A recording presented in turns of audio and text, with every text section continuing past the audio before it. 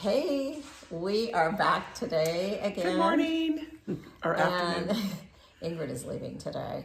Sad. So we're going to do this one last time together, which I'm excited about. Anyway, so she's going to be reading today. Hope you're having an awesome day today. I think today's going to be pretty good, although I don't know, the weather's kind of weird. It's going in and out, in and out. So I hope that's not indicative of my day. You know, kind of cloudy, then sunny, cloudy, sunny kind of day. But anyway, so Ingrid is going to be reading on page what? I'll let her take over. Okay, we're on page 80 today, and we are, almost 2/3 of the way down. And it's fast approaching 7 a.m. Robert and Scott are fast asleep. Scott, my ex, is here to support me also. I'm happy he is. I still miss his warm and compassionate ways. I marvel at the way the two of them get along, and I feel blessed and supported. Looking out of the airplane window over the horizon, all I can see is what looks like a beautiful sunset, but it's really sunrise. After traveling this long through so many time changes, I have no idea what time it is. Amsterdam is far behind me now, and so is our layover in Amman, Jordan. Now we are within minutes of approaching the moment for which I have prepared for so long. My palms sweat, my heart races, and fear swallows me. The flight from Amman is so incredibly different from any other flight I've ever taken. The people are of all origins: Chinese, Dutch, British, Middle Eastern. This was a flight that originated in New York City and was headed for Bangkok, Thailand, by way of Amsterdam, Amman, Jordan, and Calcutta. People of all types of religions, languages, and customs are packed onto this one plane. It's an unorthodox, with people lying on the floor and eating food they brought on board in tin pots. The smells from the food waft through the entire plane as Muslims, Hindus, and Christians are sprawled out with little inhibition. My uptight upbringing surfaces as I look at the strange garb that others wear, and the array of headdress that I never see except in the National Geographic magazines. That's cute. Sorry. The colored turbans of the Sikha and the Middle Eastern headdresses that make the men look like Bedouins from the desert are widely varied in color, size, and shape. The women with their rich colored saris, the Muslims with black scars over their heads, and the European and American women in their gypsy-looking attire or jeans make for a spectacle of a show between airplane meals. I breathe in deep, close my eyes, and imagine what these next few hours might entail. I have a clear image of my mother in a beautiful sapphire blue sari engulfing my vision. A faint voice speaks a language I don't know. She has her back to me. She's praying. Her long black braid points down, straight down her back. Her hands are in prayer position. The color of her sapphire sea blue sari is so vivid, wrapping her body in beauty. I can't shake the unique color from my memory. I blink, but the same vision appears. I'm losing it from having such a long and tiring trip, and I must be hallucinating. Did I take a Xanax without remembering it because of my exhaustion? I blink, and I see it over and over for the entire flight. It began when we left Amsterdam, and is now stopping only a few minutes before we have almost reached Calcutta. It's dark outside, but I can't sleep. The visions keep me awake. Yeah.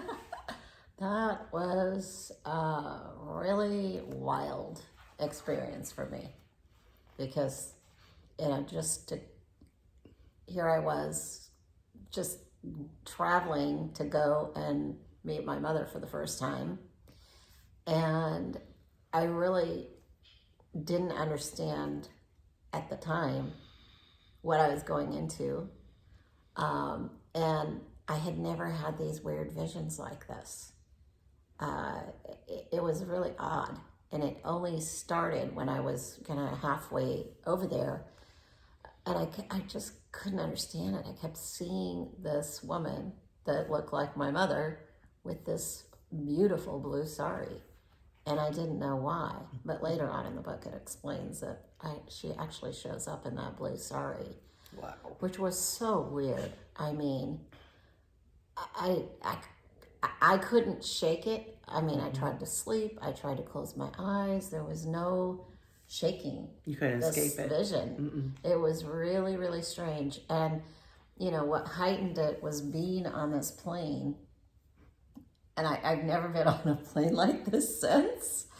And I don't know if it was just the time. At that time, there was a lot more that you could do on a plane. But people literally had pots of food. Right. Like, you know, stainless steel pot with food in it on the plane. No styrofoam, folks.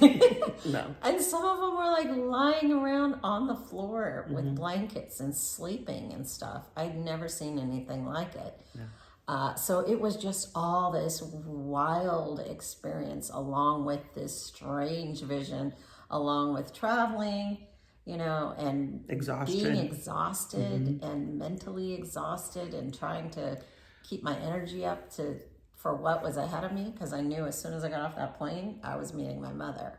Wow. So it was a very intense time, you know. So anyway, but that was my experience. Yeah. And I think it's kind of funny because Ingrid is reading this and she's Dutch. Yep, and my family comes from Holland. And I was traveling from Amsterdam. It's just kind of cool. I thought it was an interesting point of being allowed to read further into the book and have it be that section. It was like, okay, you know, that was just the way the cookie crumbles. Yeah. And just leads you into that. But it's... Yeah. No, I think it's funny because with people wearing, you know, being in their different cultures, combining into something like that where it's so focused, it's beautiful because it really shows so many ways that we don't even get a clue of in our own little worlds. Yeah. You're just talking about travel. Yep. And I think that's what's really interesting when you go out of the country. You know, we as Americans are so like in our box. We don't really experience other cultures much unless we travel. Yeah. And when you get on a plane with people from, you know, Africa and India and Europe, all over Europe. Right. And all these different countries, and they all come together and somehow they're going to the same destination. Right. But it's just really a sensory overload, right? Right. Yeah. Definitely. So it was a major sensory overload to be able to just take in, to experience, and know what was ahead of me. It was just like, oh my God, you know. And then, is this really happening? Yeah. And then to have that weird vision on top of it that I didn't understand or know why the hell I was seeing this, you know, was really, really a strange experience. So anyway, so thank you, Ingrid, for doing this for me. And I hope you're having a great day, and maybe, you know, you can get out and, I don't know, expand your world, your universe by experiencing some other cultures, experiencing what other people live like, you know, and hopefully learn to be more tolerant of definitely, you know, other people and who they are, and learn that, you know what, we're all the same, basically, deep down. We all want the same things. We just we just want to be happy and have family and friends and our kids be okay. You know, it doesn't matter what you wear or what you believe in or whatever. To me, deep down, you know, whether you're living in the slums of wherever, Africa, India, wherever, or you're, you know, in a penthouse in New York, we all really deep down want the same things. Yeah. And so I hope that you can, you know, maybe go out and reach out to people that maybe are different from you and learn something that expands your world and your knowledge about other people, and being able to be more tolerant and accepting of others. Mm-hmm. So that's all I have to say today. And thank you, Ingrid. Thanks, Pushpa. All right, bye. Bye.